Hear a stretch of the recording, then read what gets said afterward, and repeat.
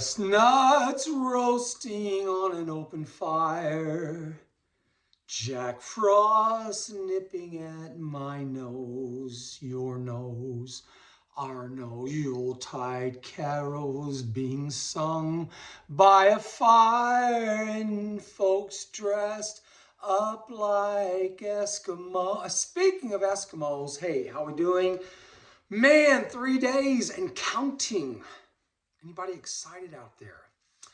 I thought I'd do something a little Christmassy today because, you know, if I did something that was kind of like Easter or Valentine's Day, I think people would be confused. So let's do something Christmassy today. If you notice behind me, you see them right there. You see those two birds kind of hanging out on the greenery with those really pretty red. That's heavenly bamboo. If you guys ever want to get into a really cool plant to plant that gives you amazing red color in the wintertime, heavenly bamboo.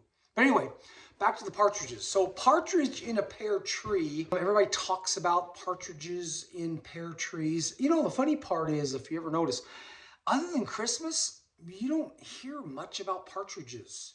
You know, it's not like the hawks, it's not like the blue heron, you know.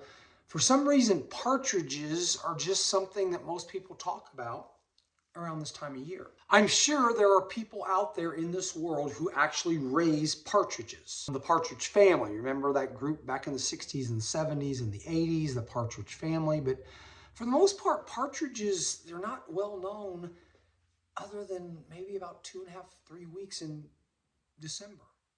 Just something to think about. But today we're not talking about partridges. Today we're talking about another group of birds. You know, I've told you I like to do a bunch of different things, and you know, singing is one of them, walking, talking. Did you know I write poetry? I don't, you know, really do a lot of it, and it's not something that I'm, you know, wanting to necessarily tell the world about that I do poetry, but I guess now that I'm doing this on the podcast and I'm telling the world about poetry. So yeah, poetry is something that occasionally I like throwing some things together. I think you heard the one poem about God having a sense of humor and, you know, all that. Look back about 8 or 9 podcasts earlier. But today is a poem that I came up with. Just so happens it was during Christmas Eve day 2 years ago, okay? Let me set this up a little bit. So my wife, Tammy, she's a good cook. She likes to cook things. She likes to really make a big mess in the kitchen, but she always cleans it up. Unlike myself, sometimes I'll make a mess in the kitchen, then I'll get distracted, then I'll go off into something else, and 2 days later, the mess is still there. But she's different. She makes a mess, she cleans it up. But here's where we were. Christmas 2 years ago, actually Christmas Eve 2 years ago, it was freezing cold outside, okay? So while Tammy was cooking and making some really cool Christmas cookies and snacks and stuff like that, I, on the other hand, wasn't doing a whole lot of anything other than just bugging the crap out of her, right? Because I'm good at that. I'm one that when she's there doing something productive, I do my very best to try to be a part of her world, but 9 times out of 10, I'm usually more of a distraction than I am a help, okay? Well, it just so happens that she had just set out a week or so before a whole bunch of birdseed for a wide variety of birds. And they were all coming in and they were right outside the window. And, you know, we had cardinals, we had titmouse, we had wrens, we had woodpeckers. We had a whole array of every imaginable. Hawks were flying overhead. They never came in close. But then it happened. Then they showed up. And once they showed up, everything in the kitchen changed. So let me read to you today a little Christmas poem, a poem about a day that went in so many different directions. It goes something like this. The Starling Christmas Eve, John Schrader, 2022. 'Twas the day before Christmas, and all through the birdhouse, all the little guys were eating, including the titmouse. There were cardinals and wrens, finches and chickadees, phoebes, bluebirds, and swallows, you see. They were all happy and sharing and enjoying until... Who invited the damn starlings? The woodpecker screamed from her bill. The starlings, not the starlings. Not those big ugly birds. They're obnoxious and nasty and they fly in a herd. They came from the rooftops, the treetops they dared. They're a pain in the feathers, the hummingbird said with a stare. They eat all our food and they poop in our seed. They smell and they drink and they fart. Oh, plead, plead. As the intrusion continued and feathers are ruffled, inside a cardinal heard humans speak of this tussle. Okay, this is where they're talking about me and my wife, okay? Oh, but honey, he said to his frustrated wife, you can't hate the starlings. They too have a life. She said, they're so mean and they chase all the others. Away with them, shoot them, kill all those mothers. As she knocked on the window to chase them away, the starlings just laughed. They continued to play. If you love me, dear husband, a gun you will find. If I shoot the big fat ones... Oh, wait, no, reverse, okay? Backtrack 4 lines. If you love me, dear husband, a gun you will find and shoot those fat bastards. They're blowing my mind. So what you're saying, my sweet little wife, if I shoot the big fat ones, will you improve my sex life? Love life, it depends. If you're under the age of 18, it's will you improve my love life? Not that that's not what I said, not what I implied. Why is everything so physical with all of you guys? I know you're mad, he said with a smile, and if shooting that bird brings relief for a while, then a gun I will get and BBs will fly. And your gift to me later, they make me feel high. I promise you nothing, she said with a smirk, but a couple dead starlings may get you a perk. As fast as I could, I ran for my gun. A few dead starlings may bring me some fun. Oh yeah, and I have to admit there was a little bit of drinking this day.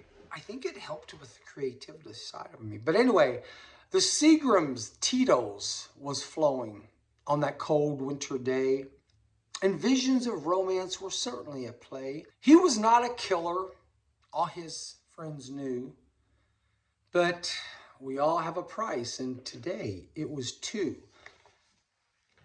Just shoot her 2 starlings, and the flock, they will all leave. It sounded so simple, the bald man believed. The birds were so close in the windows he saw, sitting down in the bathroom right next to the stall. So see, she's cooking now in the kitchen, right? But the birds are right outside the kitchen window and outside the bathroom window. So now I have made my way to the bathroom window so that all I had to do was like shoot a couple of these guys with a BB gun. I didn't even really necessarily need to kill them. All I needed to do was flutter them away and then, okay, you see? So now I'm in the bathroom. The birds were so close from the window he saw, sitting down in the bathroom right next to the stall. Then he stood by his window, just sipping his drink. He smiled like the Grinch as he started to think. Just 2 well-placed BBs. A given, he thought. What could possibly go wrong? He aims. But guess what?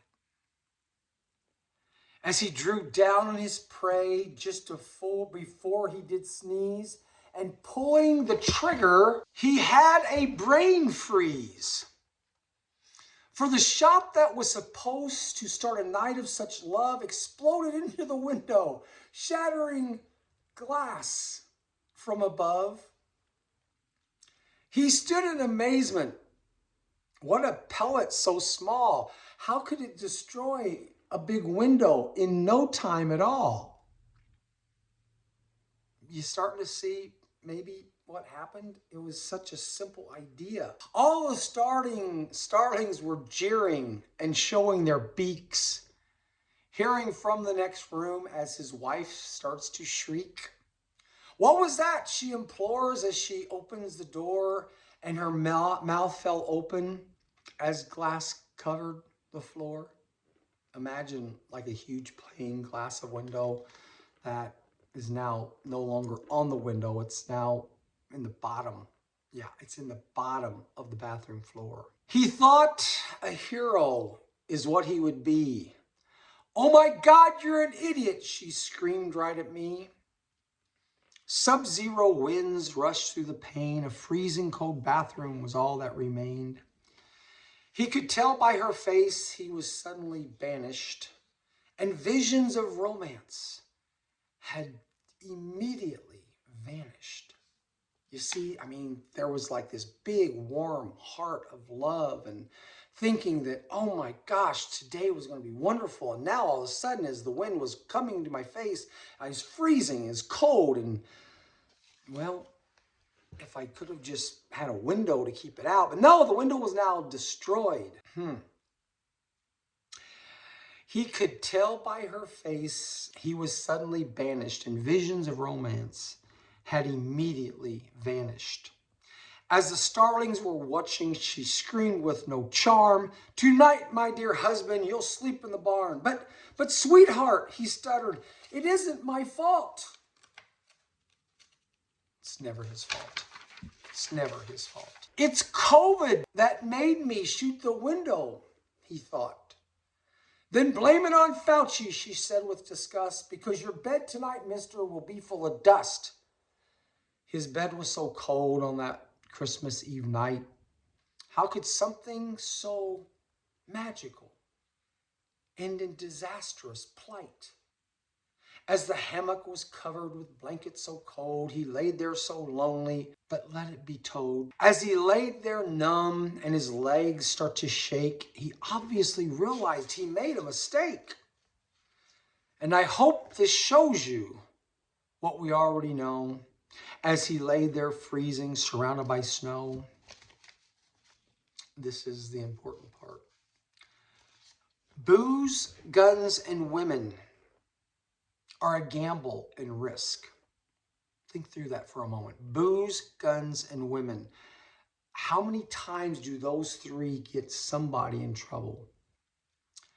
Booze, guns, and women are a gamble and risk. So Merry Christmas, my friends, and to all, tisk, tisk, tisk. Yes, most of that story is true. The part about the window exploding, okay, that didn't necessarily happen. It could have. Imagine if I want to shoot a BB out the window, okay? You got to raise the window up, and you're going to shoot the BB out towards the starlings that were, by now, they were like 15, 18, 25 of them. They chased off all the other pretty birds, right? And that's why she was upset. All the pretty birds, the titmouse, the bluebirds, the cardinals, all the pretty birds. But now, no, the starlings had now chased all of them away, and worse yet, they were eating most of the food that was there. You see, every couple of days, she's got to go out and refill the, bird house, basket, feeder, whatever you want to call it. But now with all these starlings around, she was going to have to fill that thing up 3 times the same day. And did I mention how cold it was? You got to realize that sometimes the very best of intentions can end in disaster, right? I think I told you the time about the beautiful water garden I had for her inside the room, and unfortunately the bleach spilled out and all that. The problem with us guys, we're always trying to fix things. We're always trying to fix it, make it better, get it better. For you, sweet ladies, for you, we're willing to do almost anything to make you happy. Because if we make you happy, then we know you'll make us happy. And once you make us happy and we're all happy together, then we finally get a great night's sleep, right?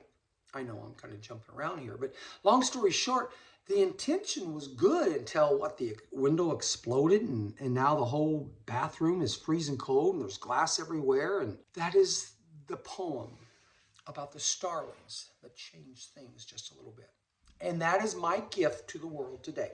I can't fill every one of your stockings with something nice. I can't go to every house and put a nice little present in there for you like the big guy can. You know, I can't do that. But I wanted to share the starling story of 2022.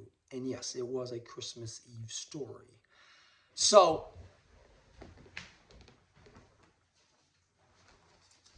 this is not a starling. This, I think, is more of a partridge. That's not a pear tree back there. I don't have any pear trees right now that I can bring into my office. But I don't want you to think of me as the Grinch. I'm not the Grinch. But do I get myself in trouble? Sometimes, yes, I do. And is it usually my fault? Yes, it is. That's part of this whole podcast, is I have no problem telling you the things that I do wrong. Self-deprecation, I think, is actually a positive thing. A lot of people do not want to self-deprecate themselves. And I guarantee you, you look up that word self-deprecating, you're not going to find it anywhere but here, just at my place. But self-deprecation, I think, is actually a good thing, because if more of our leaders, our kings, our presidents, our senators could be a little bit more self-deprecating and remind us about how often they screw up, we would probably trust them, believe in them a little bit more. But another story for another day. We're not going to end it on that. But here's what we'll end it on. 3 days till Christmas. I'm actually going to get done in 20 minutes today. That is a record. So consider yourself lucky. I want you to have a really, really good Christmas. But here's how I want you to feel about your Christmas. And maybe this might work for all of us. You know, you hear me say trespassing allowed is all about, you know, loving your country. So we have a country with, I don't know for sure, somebody's going to have to fact check me on this. We have like probably over 10,000 species of birds, ducks, hawks, and flying drones. Yes, if you want to consider drones as part of the flying group of birds out there, go for it, because it seems like lately drones have really become very popular. Remember, this is 2024. So birds, ducks, drones, titmouse, starlings, couple hawks, and bald eagles. We got a whole bunch of them. But I love this country because of that. I love God because God gave us, remember the dove? Remember multiple times in the Bible, the dove. But not only did he give us the dove, he gave us this amazing little baby Jesus. And I think we would be remiss if we didn't include the fact that baby Jesus is really the biggest part of Christmas. Yeah, we get the carols, we get the presents, we get all those fun office parties, we get a whole lot of crazy things, fun things, wonderful things at Christmas. But please, let's not forget, isn't Christmas really about getting baby Jesus? And baby Jesus kind of changed the world in 100 trillion different ways. I love my family, and hopefully my family will get me something really nice for Christmas. I got a long list. In fact, I've given my list to a whole bunch of people, and so far I haven't gotten a lot of them coming my way, but hopefully my family will give me, you know, something for Christmas. My biggest thing on the list is a tree house. I'm really wanting a tree house. One big enough that I can put a piano in, something that's about 20 feet off the ground, something that will remind me of the Swiss Family Robinson, which, by the way, try to watch the Swiss Family Robinson. It's a great Christmas story. There really is some cool stuff in Swiss Family Robinson. But anyway, a tree house, you know, so if you guys are out there and you don't know what to get me, just make donations to my podcast for an awesome tree house that will eventually be one of the coolest shots on one of the neatest golf courses you've ever seen. But a tree house is probably my number one thing I want. But I know there's permits you have to get. I did find out you don't need a permit as long as you don't have electricity or plumbing. You don't even have to have a tree house in southern Indiana permit to build a treehouse in southern Indiana until you put electricity and plumbing. But you would think if you're going to put a very heavy piano up in a treehouse, it better be structurally sound. We'll talk about building tree houses later. You know, the other thing I love is people. You've heard me say that's one of the four people. So here's what I would like for you to do in the next 3 days or any day. Go out and see if you can find the glow in people's eyes. Whether you wish them Merry Christmas, Happy Holidays, Happy Hanukkah, or the other, there's 45,000 different Christian organizations in this world. Were you aware of that? I can't name them all. But go out and look for the glow in people's eyes. It's there. I promise you. It usually comes from a smile from you and something nice you can say. But once you give those people that smile, guess what? As you're smiling, they too will see the glow in you as well. Do you ever think about that? You want to see the glow in other people, right? You want to see happiness. You want to see joy. You want to see individuals that you don't even know. And if you say the right thing or do the right thing or you give them a simple smile, guess what? They're seeing the glow in you. They're seeing the sparkle in your eyes. Think about that for a little bit. That's a simple gift that doesn't cost you a penny, but it is a gift that you can give to others, but it usually starts with you. So go out there today. Find some strangers, find some relatives, find your family, find somebody.